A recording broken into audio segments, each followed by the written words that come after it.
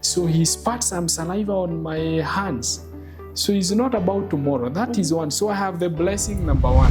But I remembered what he had told me, because when I asked him at FOMT, he told me, kitoka children's home, sitakuja nikuweke hapa na niko na watoto wangu ambao ninasomesha. So I looked at the skin color, looked at the pattern of the beards and even the size of the eyes, and for sure he was the man. Don't appeal. When a father says something, we have nowhere to appeal. Knowing who you are, what you stand for, why are you here in this physical realm in the first place?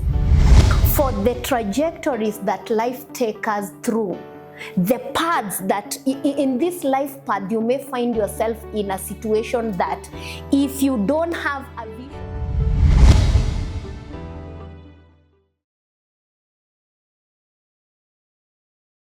what like that experience, yes, you know, there is the will. I'm trying to find a word of what kept you grounded, because there are those who will choose to go into drugs. There are those you've said you've never contemplated suicide. Really, what kept you grounded or kept you sane at that particular moment? I'd say there are several things. One, I grew up, as I said, with very cheeky uncles. And I know I'm taking you back to build up something. And you know, growing up in such kind of a family, you either choose to be a victim and you shrink, or you start fighting early enough. You just have to find a way of maneuvering with life. And I think one thing I learned how to fight. Of course, I would be the beating starts from my grandfather and even to my age-mate uncles, you would all still want to fight me, but we didn't fight. I only practiced fighting with them. So that meant I can accept maybe to be beaten at home, but not in school. I think one spirit I kept is fighting. And it was even physical fighting. This boy was tough in fighting because it was the only defense. Otherwise, this boy would have shrunk long time ago. And therefore, I had to pick big battles than me just to continue practice fighting. Maybe that is one. And I would say maybe determination was born from those simple things. Because what options do you have? You're going to be beaten at home, you're going to be beaten at school, and remember now that the performance is good, especially when, by the way, I remember I failed my interview for going to class 1 because I had studied in 3 nursery school. That time they were nursery school. So, and my grandmother is trying to tell the teachers with the broken Swahili, with 3 words Swahili and the others are mother tongue, that this boy can do well in education. But he started struggling even from nursery. So I'm being, my grandmother is trying to persuade the teachers until they just gave up just half-heartedly. After all, he's not going to pay school fees if he never paid even for the nursery school. But I thank God I became, the first exam I became number 2. Because number 1 got everything, went to number 2, I was left number 1. But when now the loss of my mother, now we bring her in the picture, in class 3, my life really changed. I repeated class 3, class 4, class 5, and class 6. So that was one of the changes that really happened. Now the struggle became real. Because you're not only struggling physically, you are struggling even emotionally, or rather even psychologically. So, and you are set in a place now you have to fight to survive in every angle. Until that's what keeps you. So you fight, you stay alive. You find alternatives where possible to stay alive. But along the way, I would say, apart from that determination that came in, I think there is another very important thing that keeps us alive, a vision. When I was in class 7, after being immersed during the baptism, I went for full immersion. I think I came out telling people I want to become a professional counselor. So that's also another aspect that has really to keep me alive, because now I have a dream that I want to become a professional counselor. And therefore, there is no reason for giving up until I become. So that's another aspect to keep you moving. The other thing is now the issue of gifting. I'm given leadership opportunities here and there. I have started writing. I'm telling people now I want to become an author. And therefore those simple factors, they are still keeping the life moving. Yeah, so those are maybe things which sustained life. I may not have even planned that they are going to sustain my life, but there was an opportunity to keep on fighting. Yeah. Wow, and especially I love that aspect of vision. And as I'm listening to you, I'm going back to predetermination, one of my favorite verses in the Bible, and it is a verse I encourage you, children of God, because this is a psycho-spiritual talk show. I love Martin. He brings tangible principles that have helped him survive in this physical realm. There is the aspect of Jeremiah 1:5. The Lord says that, you, Jeremiah, I knew you before I formed you in your mother's womb. And part B says, and ordained you to be a prophet to the nation. I love part B because it's bringing what Kibe is telling us, a vision, knowing who you are, what you stand for, why are you here in this physical realm in the first place, for the trajectories that life takes us through.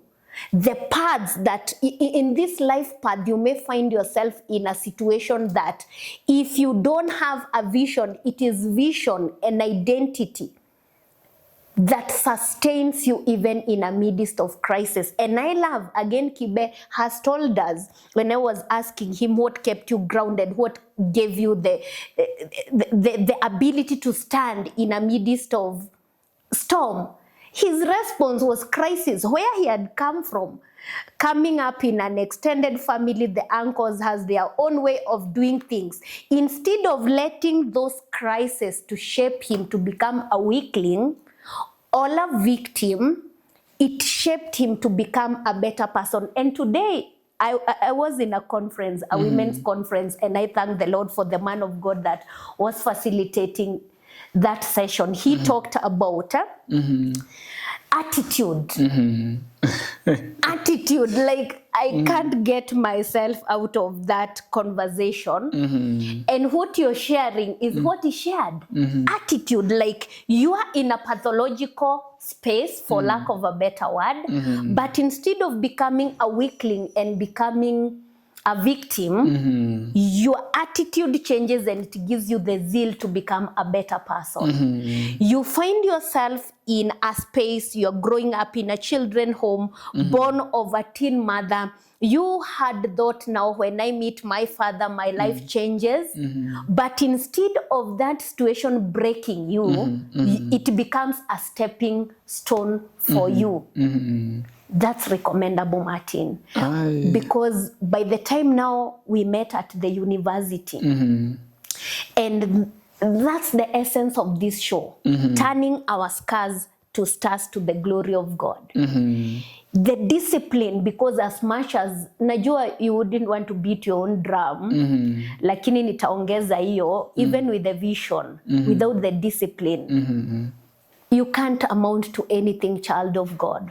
For there are things you had a choice to do, but you chose not to take that route.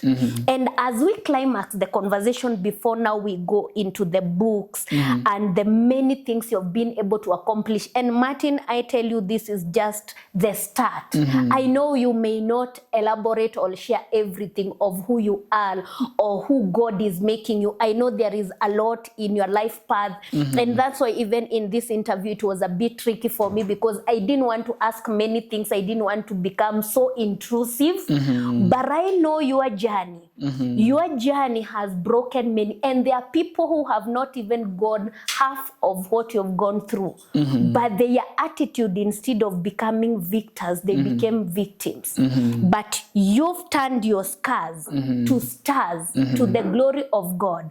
But I would want you to encourage all to speak to the people of God, because where we left, or mahali penye tuliachia, ni vision. What's your vision as a young man sitting here? You've overcome all this. There is mama hayuko, grandmother na grandfather wako uko, baba ako mahali, he doesn't care, or maybe he has his own bigger problem, but there is still life to live, and there is your vision.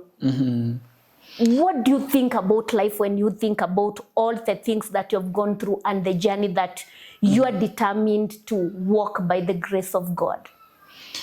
Yeah, I would still first take back, and I would say, you know, when the problems we have gone through in our lives since we were born up to now, if they have not taught us to overcome, then I think we are the problem. Because how can I be born in problems, cohabit with my problems in my life, and I choose to still endure the problems? Then I think I would be the problems. And think a time comes where it is good to say enough is enough. It comes a time when you'll have to ask yourself, what is your problem, by the way?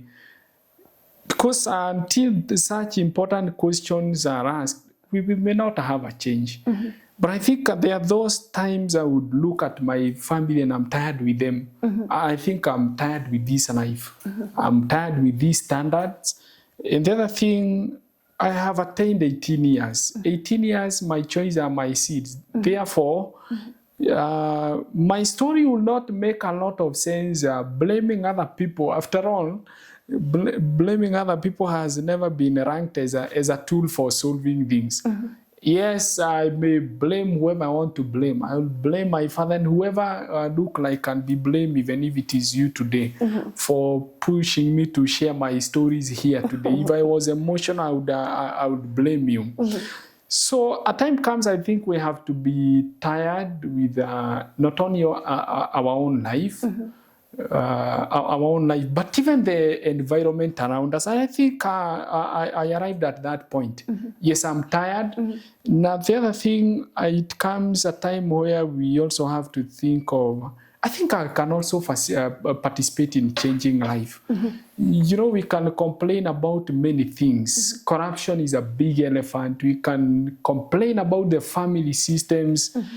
But I think there are simple steps we can make, like the late Professor Wangari Maathai talks of the hummingbird. Yes, the forest is huge and it is burning. And the hummingbird, the only potential is the 3 drops of water. But we have the hippopotamus and the elephants which can carry the gallons of water. And the other thing I would say, maybe I may not change my background. But you know, we build our families in a family tree. But I can start shaping my branch, because we are not given permission to build in someone else's tree. You can only build only in your own family tree. But at some point it comes and I tell myself, what my father was not able to conquer, I should stop watering if it has to die. And maybe those are some of maybe internal conversations that I have gotten an opportunity to interact with myself. And therefore, when you attain 18 years, I have to take charge of my life.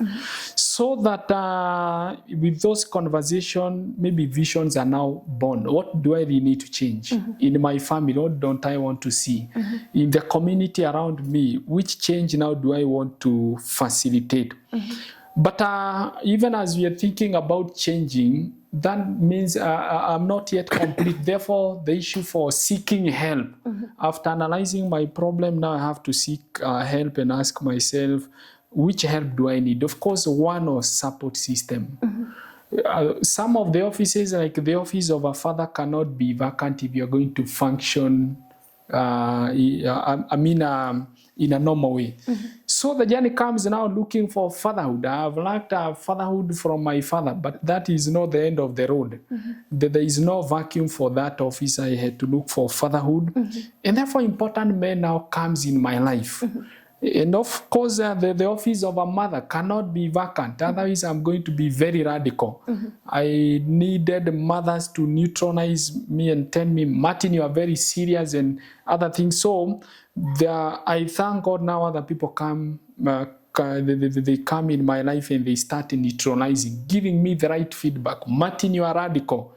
Martin, you are very serious with life. And slowly by slowly, the balance is coming. From there, we have counseling coming in the picture, going for therapies. One of the challenges I had when I started now getting into relationship, don't ask me if I'm married, let me turn on this side. So I realized I'm not able to go along with the people of my age. I mean, the normal girls I should be chasing, I started not chasing. I interacted with the people who are far older than me. I could have married one of them. Or you're not asking me now, I can turn to you. Don't ask me if I'm married today. Next time, there is another opportunity for another story. So there is now looking for balance in life for me to become a better human being. I remember this lady, I credit her, Madam Irene Mugo. This lady, I would visit her home on Monday. There is no one that day, so I'll find her washing the clothes. But when I arrive at that home, no question, the food is brought on the table. Before I'm asked about many things, I needed such an environment. So I'd go to her on Monday, I'm given food. Then from after food is when she asked me, and what brought you here? So I needed such people. Where the issue of a balancing of the motherhood, and there are also other men who would criticize me. Then I would say now there's the balance. But from there, the intellectual part, I had to take myself to the university. Okay, first the diploma, but again took myself in an expensive university and paid school fees. So the pain of paying the school fees, the aggressiveness, the intellectual part now comes in. Because the vision is not more that we come up with a vision. We are talking about predestination, a life being predestined. So that is the preparation of God in the picture, maybe working behind the scene. Because as we are talking about turning scars to the stars, the book of Romans 8 verse 28, it says that in everything, God works for good. Life is not automated. It is people who say that all things works together for good. But it says in everything, God works together for good. So this is the part of the turning point, that it is not me who is working. It's God who is working for good. So he's busy looking. He's not a waster of our problems. He's not a waste of our time. He's looking what good can we turn this young man to become. He has a story, so now he can be useful. But I'll also insist that God does not work with you when you are bitter. He starts with you when you deal with bitterness. That's according to me. Until you are done with the bitterness, you're not going to work with God. So he will still push you to all the corners available so that you lose bitterness. That's the only point I would say he can comfortably start working with you. So you're asking me, what is my vision? I have a second opportunity to dream because I've just turned 30 years. You wanted to become a professional counselor, now I am one. Should I continue being a professional counselor? Maybe yes, that I'll continue with it. But I think at this point I want to become a policy maker.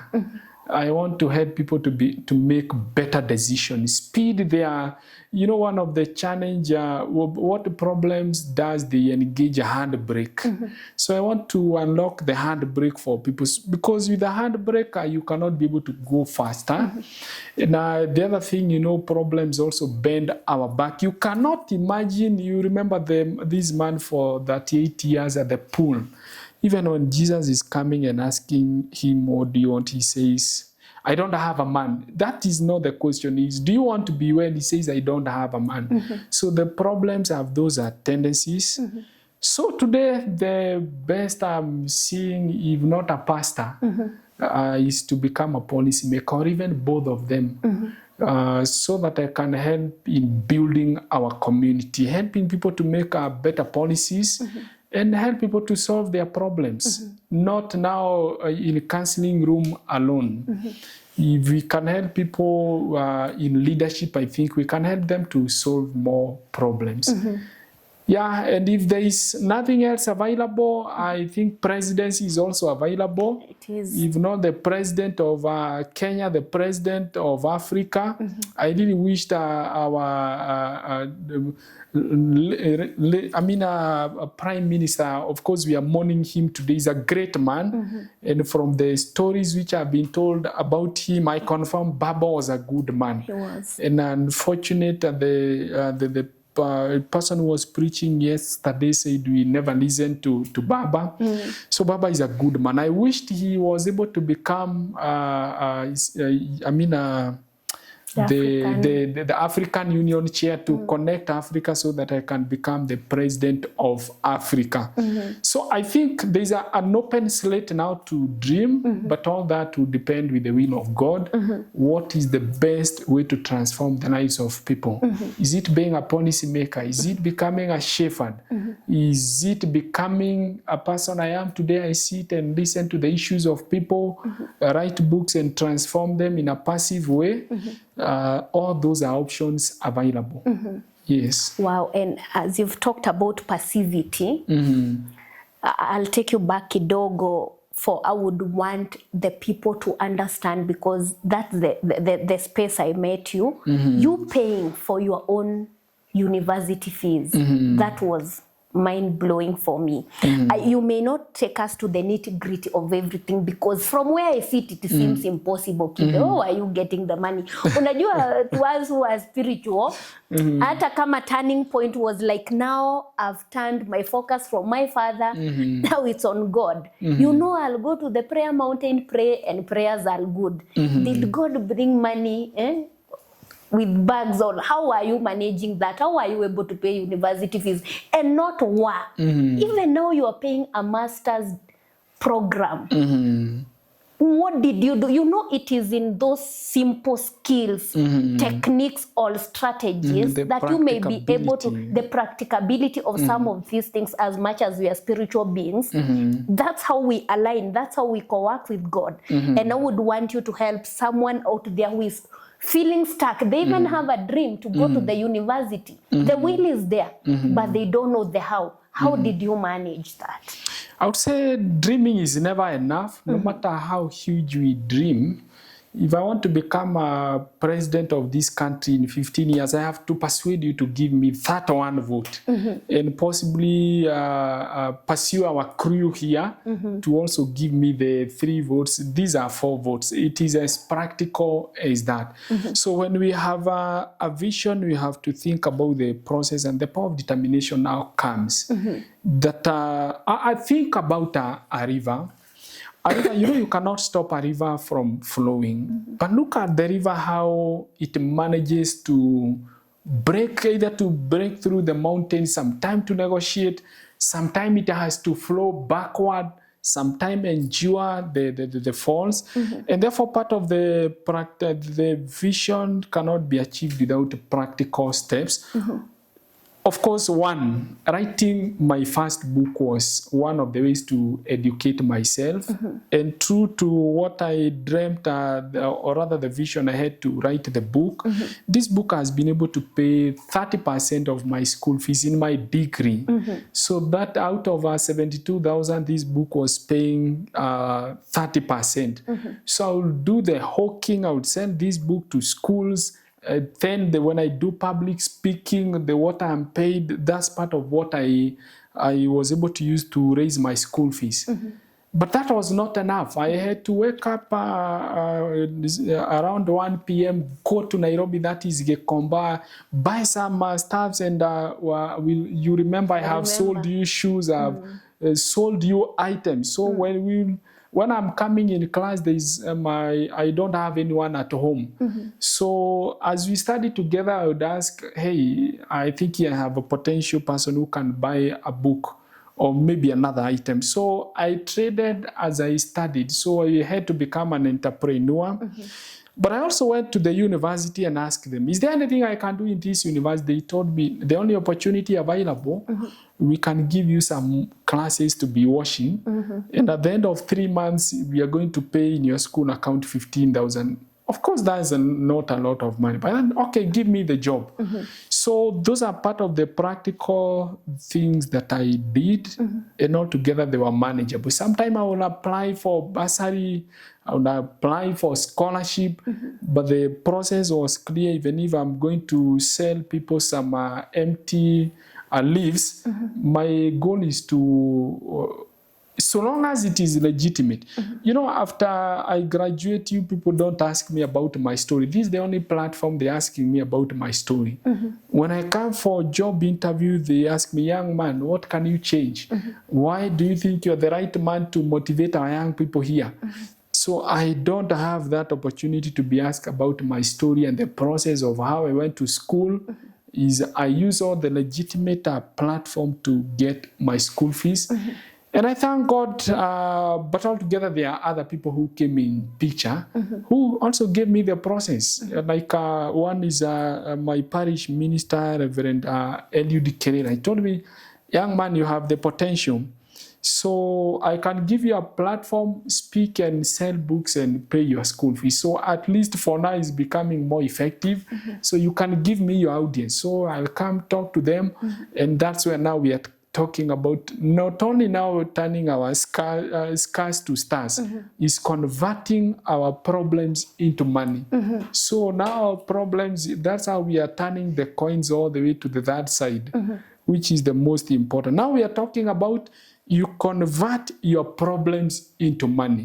So with all these resources, with all these stories, now I'm not only able to talk about my stories, I'm able to trade with the experiences, with the lessons and the principles that I've been able to accrue through my life. And therefore, the book of Judges chapter 14, you remember Samson kills a lion. Then he comes after some time and he finds a swarm of bees on the carcasses of a lion. That is not possible. True. We only find the house flies, we only find the worms helping the carcass to decompose. And you know, when we don't overcome the people we meet with, they are like those house flies and worms. But when you overcome, and I pray that my audience, they overcome, because when you overcome, things now changes. And I think that is now the professional turning point of. That's where we are turning our scars to stars. That overcoming become important. And therefore, Samson I was trying to imagine where he was scooping this honey. This honey you can only scoop either from the mouth, because that's where the carcass start rotting, or from the stomach. But you can imagine that out of that carcass you are scooping honey. But you know, when you overcome, you find people who honey is preservative. So when you overcome, now you no longer meet, the Bible says they are obscure men, that the skillful men will meet with the noble men, not the obscure. So when we overcome, of course, there's a lot of transformation. You even lose those people who are obscure. Those who are helping you to decompose better, who take your story and your rumors, and they talk about your father and your mothers and the bad stories. So this point of your mission of turning our scars into stars, as you are losing the scars, you are losing some of those people to help you to decompose. Now you pick the refined people who are telling you, hey, young man, the mind does not mind itself. We need to manage you. Like now today, you are now part of those people you are saying, I think you have a good story. This story we air here, I think is going to help our people. And of course, they are going to buy converting your problems into money and the other things. So I would say those are the transformation that are when we overcome, our life now changes. Yeah. Wow, that's powerful. That's insightful. And my takeaway, one, vision, attitude, and especially you find yourself in situations, circumstances that are beyond you. You can choose to become a victim or you can rise above your circumstances. Then there is a point you made which incited my spirit, like as much as example you've grown up in a children's home, you have no father. Mothers are still very important in our lives. Fathers, in fact, you said a father's gap cannot be okay. Is an office. Is an office that cannot be. It cannot stay vacant. It cannot stay vacant. That was huge for me. But you didn't let that vacuum define you, nor horror in sorrow and pity party. You looked for people to walk with you, not to replace, because a father cannot be replaced on a mother, but people who are able to challenge you, people who are able to empower you, people who are able to hold you accountable. And that's powerful, because now I can understand why I know this wholesome Kibe. You know, even when we were starting this conversation, at some point I'm like, I don't want to ask about this or this because I don't know how you've processed some of these things. But as you've shared, I've realized that many people who are not even able to overcome some of these circumstances is example, you grow up without a father. Then you brought the aspect of bitterness. You are bitter, you are angry, you are blaming them, and you are not even looking for people to walk with you, not to replace your dad, but at the same time to help you become who God ordained you to be. And as we climax this session, because tunaenda tail end, and at the end of this session, all the time I always pray for people, for not many people are able to rise, Kibe, the way you've risen by the grace of God. And this is just the start. And if you've never known Kibe, but I know you know, you are an inspiration to a generation. You had and you still have the choice to make wrong decisions, but you wake up every day intentionally choosing to be, to do the right thing, to be determined, to co-work with God, to be hardworking. Kama si nimekutafuta sana. The one thing, my viewers, you don't know, Kibe nimemtafuta for a very long time. Musifikiri ati anapatikana hivi hivi. He's studying, he's in practicum, he's in ministry, he's writing books. You are not an idle person. And we thank God for you. We celebrate God for your life. I'll give you an opportunity maybe to you are very passionate about this. Me hata sijui nitauliza aje converting your problems to money. Please share with us only two principles. And my viewers, when you meet this video, please contact Kibe. Our directors, mtaweka namba ya Kibe, because he has 12 life-changing books. His books are not just books, they are practical real-life experiences. Personally, I read and I'm challenged. Practical wisdom, sijui hata naweza kuexplain aje, lakini Kibe, kwa sababu si watu wote tunaweza kutana wa problems to money, tafadhali. You know, in MM Global, which is part of Psycho Spiritual TV, we believe in holistic investment in human beings. That's physical, our body. When you overlook this body. As much as we said we are spiritual beings, you don't take care of your body, you don't invest in your body, you'll be dysfunctional. Eating healthy, exercise, sleeping na mambo kama hizo. Psychological, that's why you are a counselor. Our soul, there is the emotion, the intellect, the will. And in the story ulikuwa una share, you are addressing our soul, because like when you're saying about bitterness, if you invest your soul with bitterness, you're investing it but the wrong investment. Healing and not being bitter is part of investing in your psychological health. Then there is the spiritual. We talked about umetamani kukutana na baba.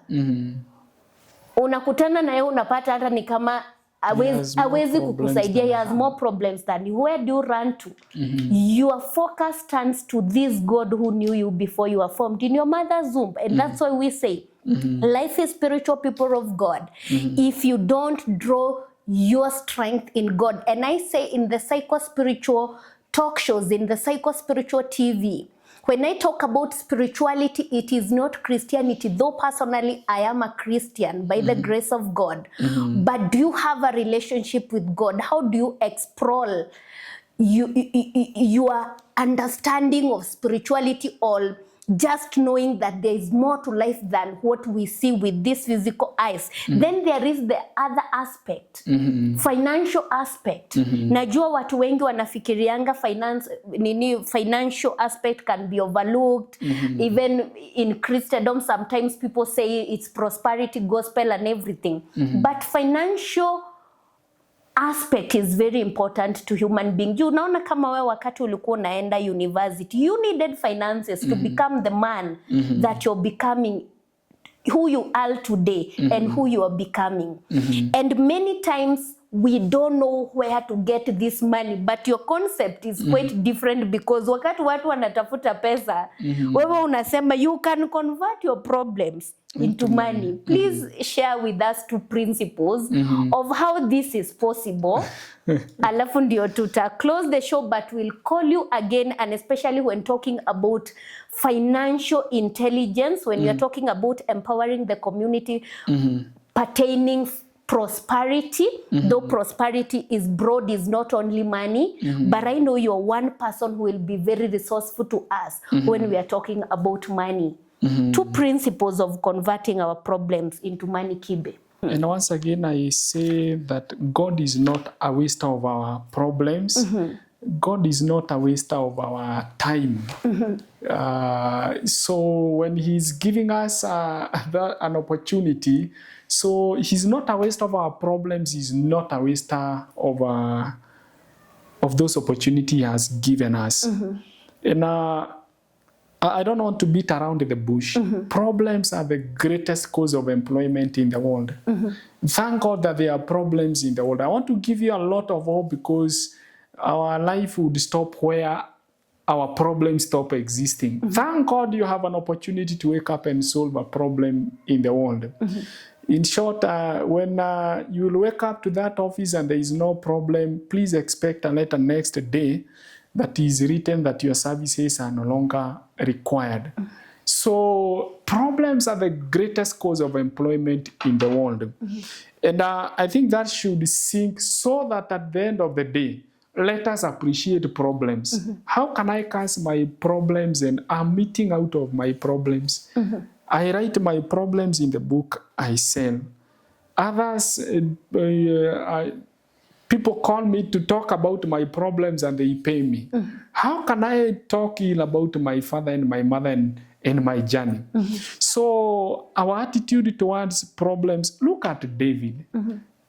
A young man just come and find here there is an opportunity for fighting. Yes, it's a problem. I'm going to risk my life. But they are saying if I fight this giant, there's an opportunity to get king's daughter. An opportunity in the army. My family to be exempted in taxes. So problems are the greatest cause of employment in the world. The book of Ecclesiastes, the last thing I want to say is that problems are the greatest equalizers in the world. If there is something that equalizes in the world, it is problems. The book of Ecclesiastes should be chapter 9, that the battle is not for the Swift. for the strong. The race is not for the swift. The food does not come to the intelligent. I mean, but it finishes by saying that time and chances happens to all. So problems gives us an equal opportunity. If you overcome, purpose to overcome your problems, and is either you're using your problems or someone is using your problems. And when you're throwing your problems, someone else somewhere, in this cover you can see someone lost his problems, threw away his problems in the trash. Someone is picking your problems, refining them, and sending. Look like today, you have taken my whole story. Why are you taking it? You're going to sell my story. Thank you. Yeah, and that's an inspirational journey, child of God, hearing it from the horse's mouth. Mr. Kibe, my friend, a servant of God, a vessel of honor. But as we call him a vessel of honor, you've walked with him, the journey of him becoming, there is a word haachi, the process. The process, hata mimi na introspect about that because many people crash in the process. Attitude, vision, and I hope you'll be able to listen more to this story. Ukikutana nayo katikati una rewind ili uelewe where we've come from up to where we are today. But the parting shot, child of God, is that the Lord loves you. He cares. He brought you here in this physical realm for a purpose. You may have found yourself in situations that you wish you found yourself in a better perspective or in a better space. But if you're determined, if you're disciplined, if you change your attitude and many other principles that Kibe has shared with us, turning our problems into money, it is you who will be seated here next time, turning your scar to star to the glory of God. And subscribe to our channel, share, and let us reach out to more people because this is a space where we meet real people who have gone through real life experiences. They had opportunities or choice to give up, but they chose to overcome by co-working with God, by being disciplined, by integrating principles, but at the same time not overlooking spirituality. And that's why they have become the vessels of honor that they are. Martin, thank you for coming. You're welcome. God Thank bless for you. having me. We'll just pray for their people who have gone through issues and they have not been able to overcome. One of the things we do in this space, for we know life is spiritual, we intercede for them just as you've shared with us your story. We'll pray for them that one day God will connect us and we'll be able to glorify the Lord for what he'll have done to their lives. Lord, we thank you.